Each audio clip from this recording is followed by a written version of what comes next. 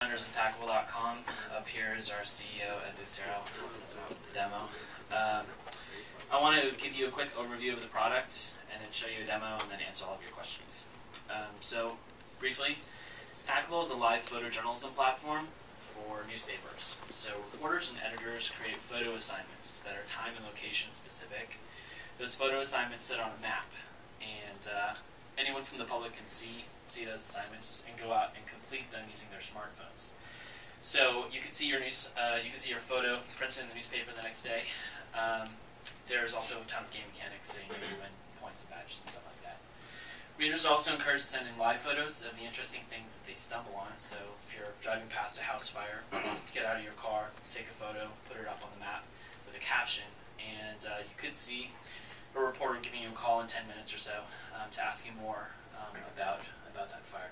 So we're launching in the next 60 days across 36 newspapers here in California. The big ones are the San Jose Mercury News, San Francisco Examiner, San Diego Union Tribune, Contra Costa Times, and Oakland Tribune. And we have a couple of prototypes that are out right now. So we're going to take a look at one of them for the Spartan Daily. So the Spartan Daily is San Jose State's student newspaper. So we have this prototype out, and we have another one, and we're doing some A/B testing to see which features are going to make it onto the full app. So this one is designed for student journalists.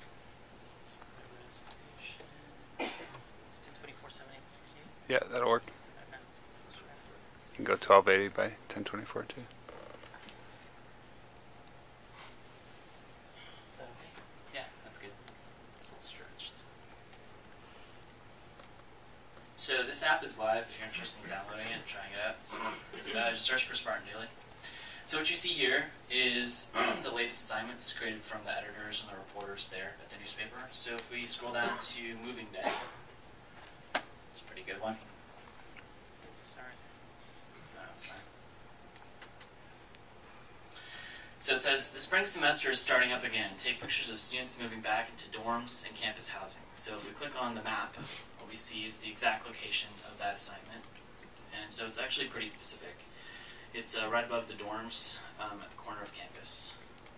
And if we go back, you can take a look at the reports that have already come in from students. We're going to look at the middle one. So this is a photo of a parent moving in some stuff.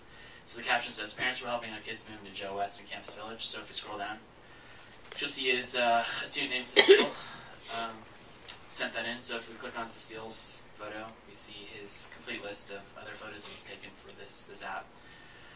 We just launched this app a week ago, and students are already using it, so that's pretty exciting.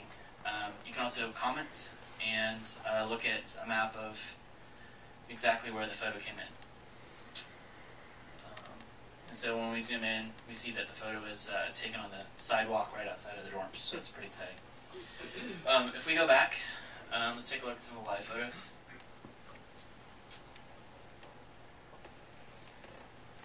This is a stream of photos. Oh, I took that one at the top.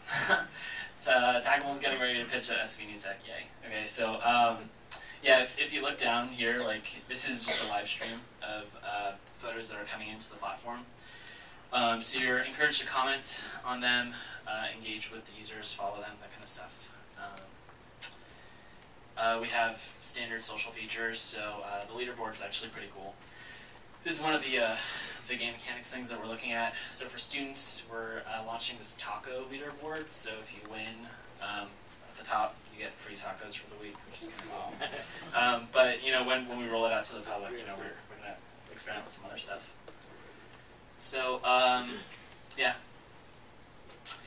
I wanted to talk a little bit about our larger vision. You know, partnering with the newspapers is phase one. You know, we're able to gain a lot of users that way. Collectively, the 36 newspapers that we're working with have about 1 million subscribers, and those subscribers are hungry for a product that allows them to engage with the news.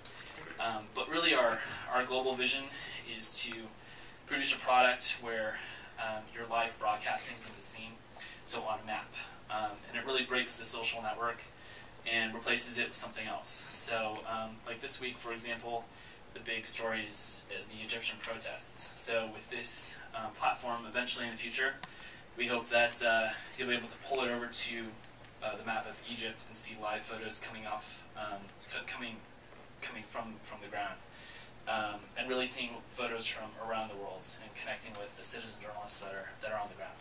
30 more seconds. I guess that's about it. Okay. Open up the floor for questions. How would you compare this to like iReport, CNN's iReport? So the question was, how would we compare this to iReport? So iReport is a great example. That's CNN's citizen journalism platform. For iReport, what they do is they put out national assignments. So take photos of your pumpkin pie or something like that. You know, send in your pumpkin pie recipes. For this is really hyper-local. This is take photos of this dorm, take photos of this restaurant, take photos of this fire. It's on a much smaller level. Yeah. Yes. What would persuade me to actually complete the assignments? That's a great question. Can you repeat the question? Yeah, he asked what would persuade me to complete these assignments. So there are lots and lots of reasons why someone would want to do this, and the motivations vary from user to user. On the most basic level, there's the idea that, you know, it's a Saturday, I really would like to go out and take some interesting photos and maybe get my photo printed in the newspaper. I'm going to go look at the assignments that are happening today. You know, there's a parade that's happening near my house. I'm going to go out, take some interesting photos, send in like good captions, and hopefully some of my work printed. Certain users will be motivated by that. Other users are going to be really motivated by the social features. This idea that here I am, I'm seeing something that's incredible. I don't know where to share this and get a big audience. Here I am, I'm going to take this photo, put it up there. Within 5 minutes, I'm getting tons of comments back from people who are like, wow, that's an incredible photo. That's really great. And then for some of the users, they're going to be incentivized by the game mechanics. So points, badges, levels, that kind of thing. Tacos. Yes.